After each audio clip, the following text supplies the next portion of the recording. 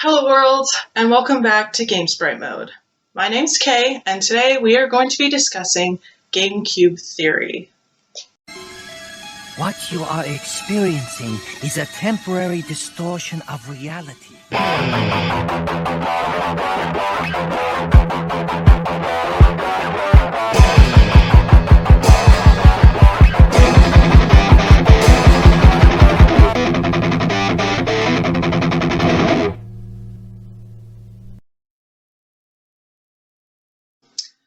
I'm sure a lot of you are wondering, what the heck is GameCube theory?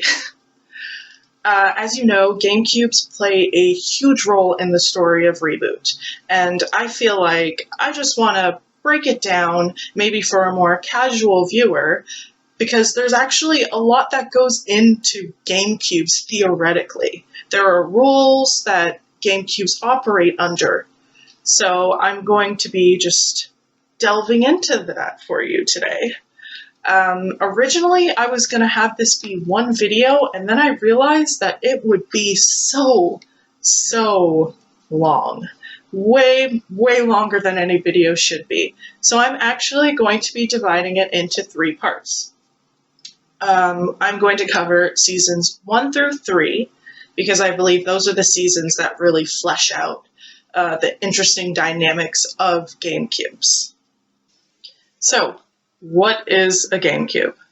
The official ReBoot wiki defines a GameCube as gigantic purple cubes that are loaded into systems by the user. In the show, when we see GameCubes, we know one is coming. The sky turns dark. There's almost like storm clouds, thunder and lightning, and the system voice will say, "Warning, incoming game," as it descends from the sky, which sounds kind of terrifying when you describe it like that, but that's basically what happens.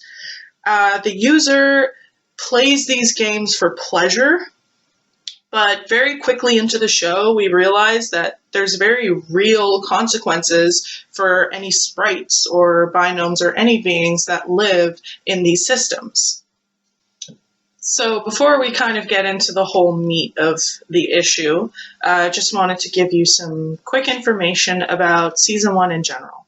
So Season 1 is 13 episodes. Of the 13 episodes, 8 have at least one game in it, which is roughly about 61%. I will be going through the episodes, obviously, that have games, and skipping over the ones that don't. But I'm not going to go into every game. I'm only going to be talking about the games I feel add some new information when we're trying to learn about GameCubes and how they work and how sprites can interact with them. So I'm going to be starting with episode 1, The Tearing. And this is a great starting point for someone watching the show for the first time, because a lot is actually revealed in the first episode about GameCubes. So the first episode begins with Megabyte trying to convince Bob to do a small favor for him. Small favor.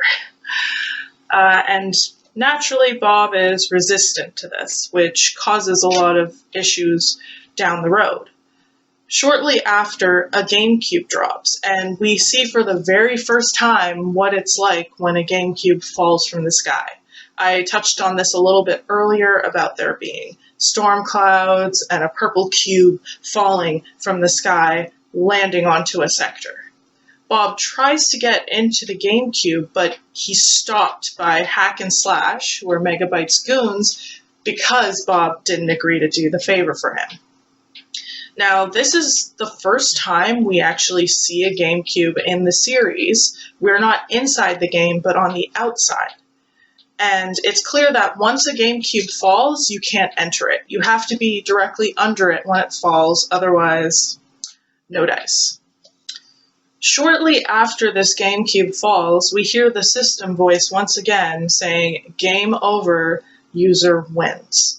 And when the GameCube goes back up into the sky, we just see how devastated the sector is.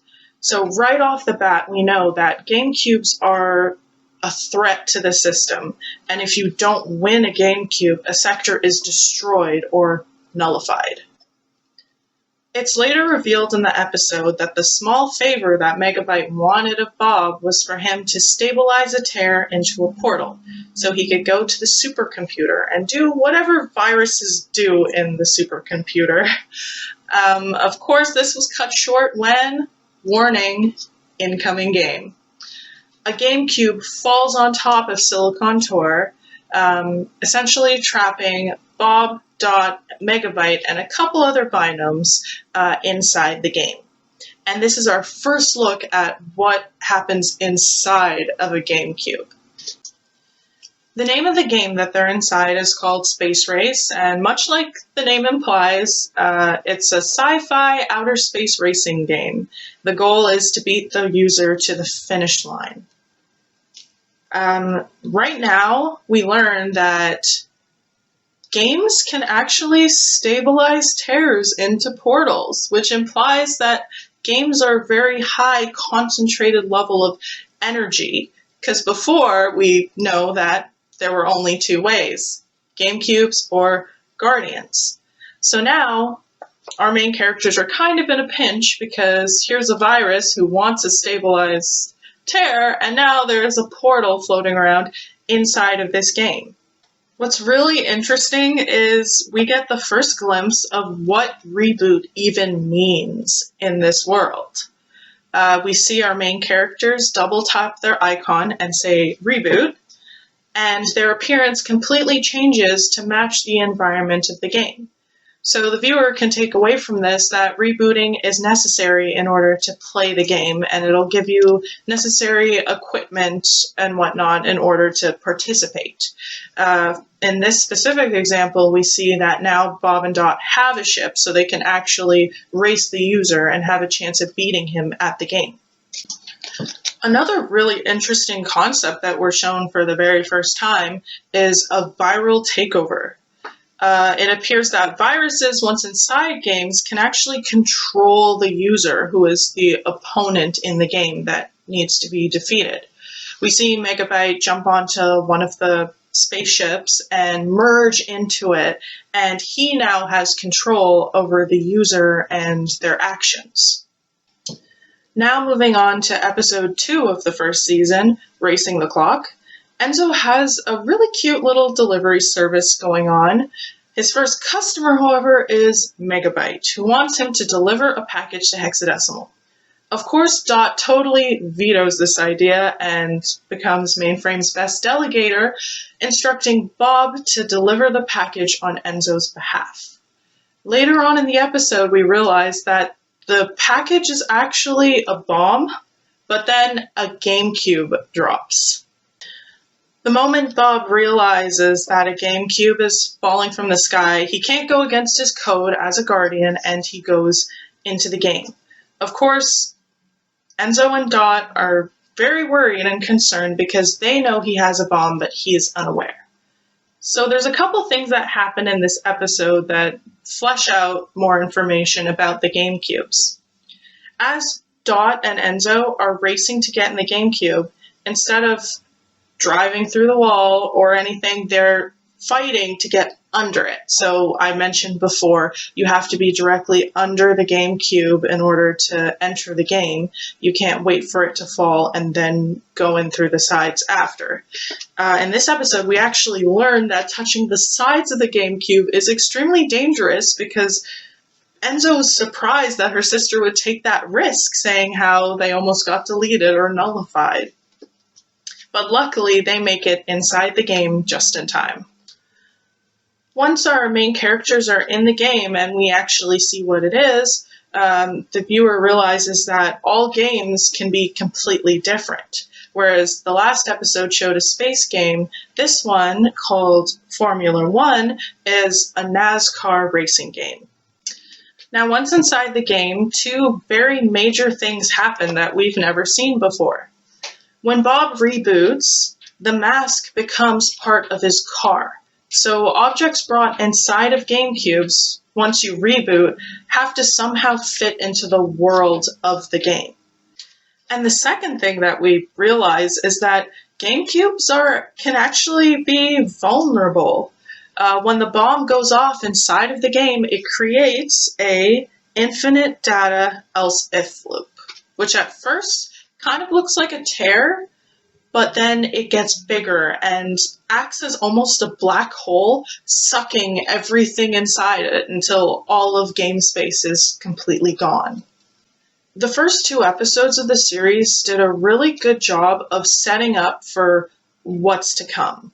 It was a lot of info dumping, but I feel like it was necessary to cram all of that in the first 2 episodes so we understand moving forward the importance of games in the show.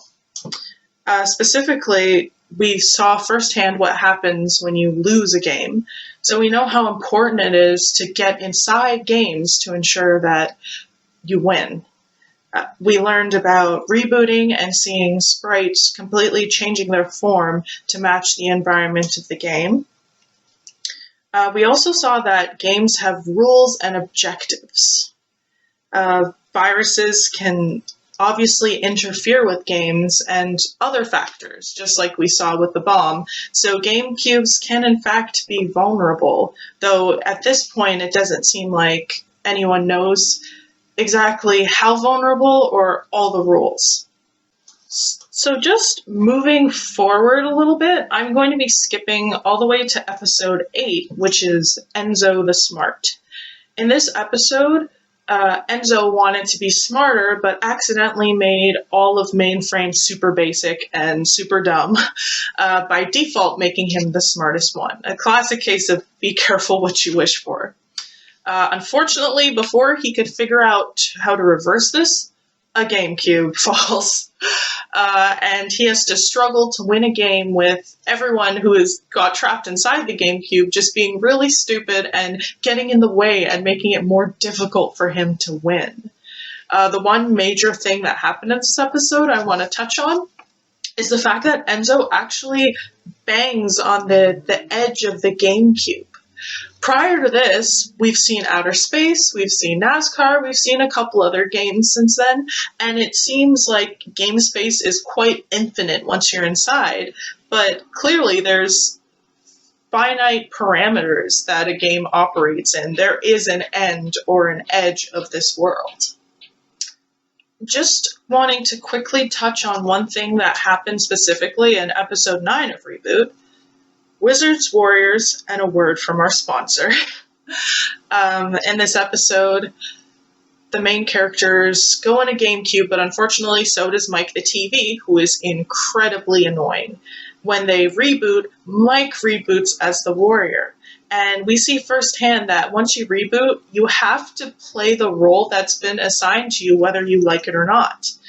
We see this when Bob tries to reach for Mike's sword, but can't because he's a different class and can't handle a warrior's weapon. I'm going to be talking about episode 12 and 13 together since it was a 2-part finale and it kind of feels like just one super long episode. And these episodes were called Identity Crisis. The general synopsis of these episodes is that Dot was in charge of collecting everyone's PIDs to build a new energy park, but she lost them. The file went missing, and she's super down on herself. So I feel like these episodes are really important because it really drives home just exactly what is at stake for all of Mainframe, not just our main characters. Before we see sectors nullified, and we know that losing a game can cause damage to a system, but here we actually see that it's not just about the damage, it's also that the system relies on Dot and Bob to go in and win these games. The game in this episode is called The Fun House, which is rumored to be a really difficult game to beat, I guess. It really highlights a worst-case scenario. In these episodes, we see a situation where Dot gave up and lost the game, and now she's seeing firsthand the effects of giving up and what happened. We see the state of Mainframe, we've seen a sector being destroyed, but we also see Bob as a null. And this is the first time where it's clearly spelled out what happens to a sprite if they're in a game that lose the game. Before, it's never really touched on. It's been mentioned in passing, but we see what they turn into. One thing I like about this episode is we actually see Dot win a game by kind of bending the rules, which means that you can be a little more cunning and resourceful and, well, bend the rules in order to win. We see this when she plugs up her hose and then lets go so that her water gun will fire at, I guess, a higher pressure so she would win. So I'm just going to summarize what we kind of learned about games and GameCubes in Season 1 so far. First of all, we know that the user controls the games. Sprites have no control over what time or how many GameCubes are going to fall. That's all in the user's hands, and they have to be on the ball with just dealing with it right like that. It almost seems like Mainframe was a little helpless before Bob came around. We saw this in Season 1, how when he wasn't able to enter the game, they lost. So they really do need and rely on him. That's about it for part 1. I know it was a lot of information. It was a little bit of an info dump, but that's part of the reason why I decided to break this up into 3 videos instead of having one huge one. So in the second video, I'm going to be going over the games that are played in Season 2. I'm going to be building off of a lot of the concepts I talked about in this video, as well as new ones introduced in Season 2. Specifically in the next video, I'm going to be talking about how that season really fleshes out the more organic aspects of games, because really every season builds upon the last, making our understanding of GameCubes more and more in-depth as we go along. And I hope you enjoyed this episode, I guess, of Game Sprite Mode, and I will see you very soon with part 2 of GameCube Theory.